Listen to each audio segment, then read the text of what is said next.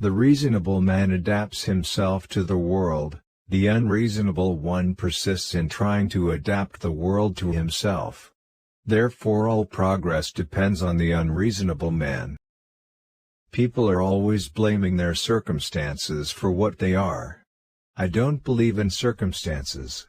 The people who get on in this world are the people who get up and look for the circumstances they want, and if they can't find them, make them.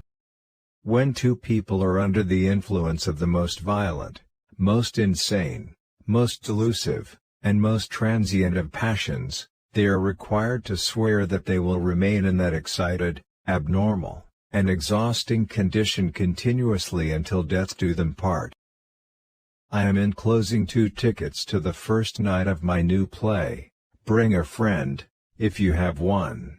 George Bernard Shaw, playwright, to Winston Churchill, cannot possibly attend first night, will attend second, if there is one.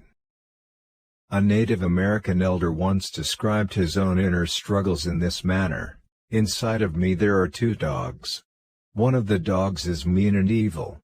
The other dog is good. The mean dog fights the good dog all the time. When asked which dog wins, he reflected for a moment and replied, "The one I feed the most." If you have an apple and I have an apple and we exchange these apples, then you and I will still each have 1 apple. But if you have an idea and I have an idea and we exchange these ideas, then each of us will have 2 ideas. My religious convictions and scientific views cannot at present be more specifically defined than as those of a believer in creative evolution. I desire that no public monument or work of art or inscription or sermon or ritual service commemorating me shall suggest that I accepted the tenets peculiar to any established church or denomination, nor take the form of a cross or any other instrument of torture or symbol of blood sacrifice. The fact that a believer is happier than a skeptic is no more to the point than the fact that a drunken man is happier than a sober one. The happiness of credulity is a cheap and dangerous quality of happiness, and by no means a necessity of life.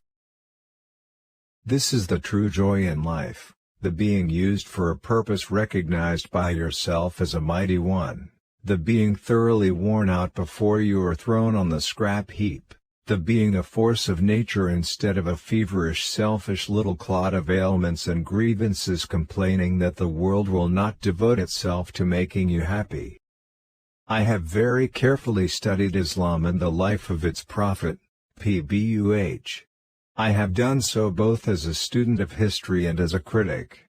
And I have come to conclusion that Muhammad, Pbuh, was indeed a great man and a deliverer and benefactor of mankind, which was till then writhing under the most agonizing pain.